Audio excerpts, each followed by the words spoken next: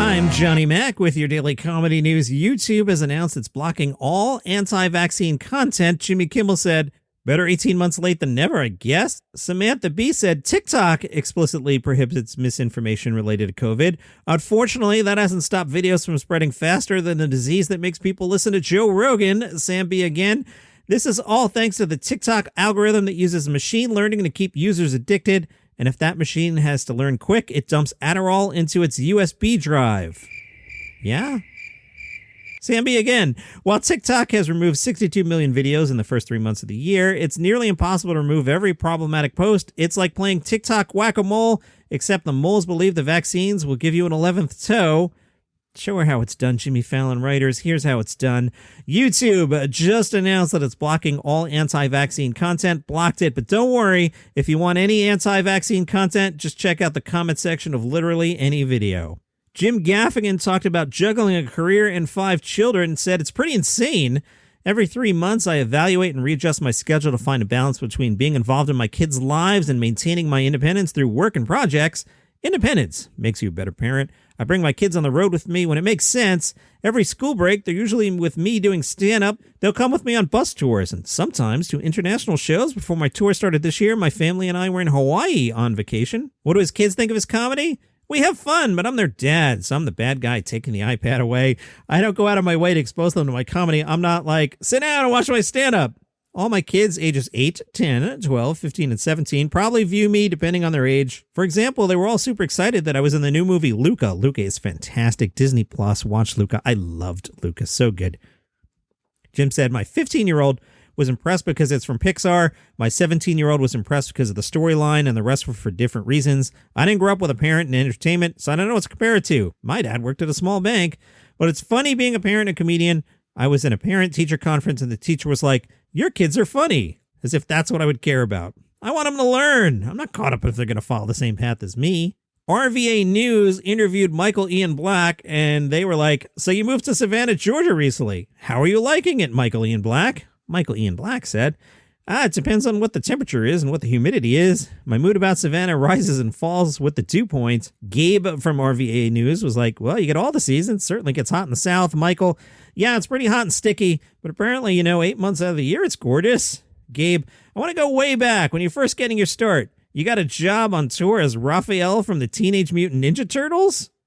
Michael, I was 19 and I was getting paid to drive around the country and see the country, and I was basically on my own with just me and my friend. It was great.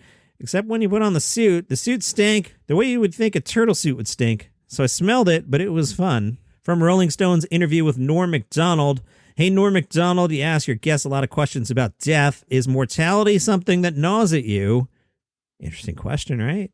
Norm Macdonald said, when I started comedy, I really admired guys like Seinfeld who would take little things and get really upset about them, like a cornflakes box or something. But I realized that's what makes it work. He puts such importance into such a trivial matter. It's such a funny way to do it. And then I wondered if the flip could work, because I'm always trying to see the other way to do it. I started wondering if I could talk about very big things in a very offhanded, trivial way. So it's not that death gnaws at me. It's just that I'm not in as much denial as other people. Think about that answer. There are things people don't want to hear or talk about. One is death. Another big one is child molesters. I just try to deal with them on a very surface, common sense level so that people get relieved when they hear there's an actual joke at the end of a very grim, grimsicle. It's a grimsicle. Rolling Stone was like, did you just invent the word grimsicle? I just invented it. Yeah, I didn't know what to say after grim, so I freaked out and thought, grimsicle. It is Sunday, so there's a new episode of the Weekly Comedy Thing. That is my show on the Live by Live app. The app is free. The show is free. The show is kind of like this, except say I told a story about Norm Macdonald, I would follow it up with a Norm Macdonald comedy clip. So you get less me, more comedians, and right now you're probably like, that sounds friggin' awesome. Less him, more comedy? Yeah. Weekly Comedy Thing, Live by Live app. Check it out. Did you join the Facebook group yet? Facebook.com/group/DCNpod. I'll put it in the notes. The idea, you guys get to talk about comedies. If you want to share something you find funny, if you want to plug your show because you're a comedian, if you want to chime in on something I said here, there's a Facebook group page, DCNpod. The Cut spoke to Hasan Minhaj. He used to be on The Daily Show, and now he's on Apple TV Plus's The Morning Show. And The Cut's like, so you're back to being on a pretend television news set? Hasan Minhaj said, the desk is the same height. The distance between you and the camera is the same. It literally felt like it was the Daily Show or the Today Show, and believe it or not, a lot of the suits that my character Eric wears on the show are from my Daily Show wardrobe. Wait, you still have your suits from the Daily Show? He said, I stole them. I'm a notorious thief of wardrobe. If I'm on set and wardrobe lets us have something, I'm like, hey, can I keep these socks? And they'll be like, okay. Or I'll be like, hey, I already wore these shoes. Can I keep these shoes? That's the dirty secret nobody tells you about show business. They asked him if he knew he was going to have to sing, and he said, I did not. I wouldn't have gone out for it. I can't sing. There are other actors who can sing. When I saw the script pages actors are given to audition, they said, character Eric, he's a young, charming, charismatic new host at the morning show, will require singing and dancing. But then I thought to myself, wait a second. If Michael Strahan was doing a morning news segment, would he be a good singer? No.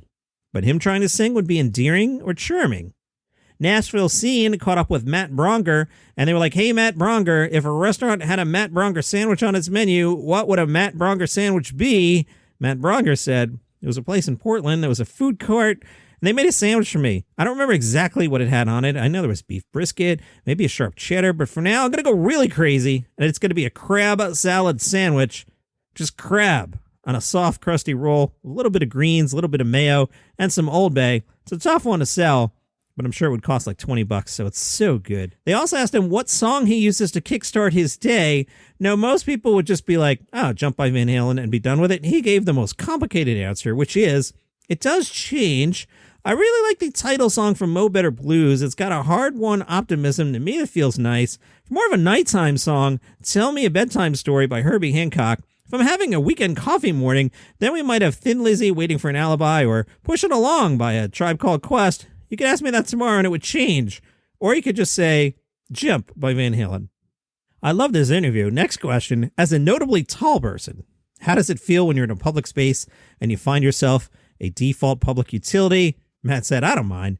If someone smaller than me is trying to put their bag up and they can't, I'll offer. Sometimes they'll ask and I'm happy to help. We all have different advantages. We all need each other for different things.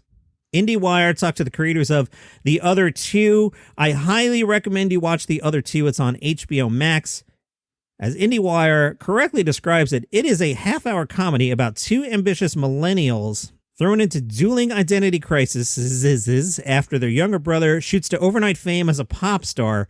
So it's these, two adult siblings, and their 13-year-old brother basically becomes, a TikTok star. Surprised it doesn't have a comedy special on Netflix, but I digress. Narcissistic, fame-hungry, and emotionally stunned, Carrie and Brooke often find themselves in humiliating situations like getting baptized in the Soho House pool by a guy with an angel wing chest tattoo, but hiding beneath the whole pick jokes and Laura Dern shoutouts is a sweet comedy about family, the limits of success, and adjusting expectations for your life. Like the show's popular contemporaries, Ted Lasso and Hacks. That's good company. I admit it. I was late to Hacks. You guys convinced me to watch Hacks. Hacks is really good. Ted Lasso, really good. I thought that funeral episode was the season finale, and I was like, WTF, and not in a Mark Maron kind of way. I was happy to find out there were 2 more episodes.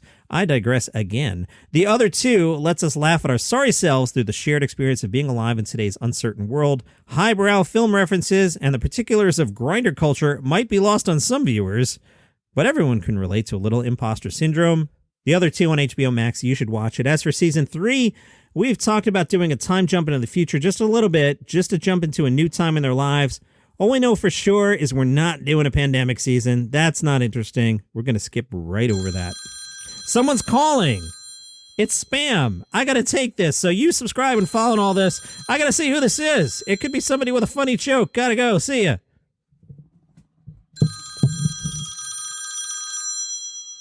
Hello?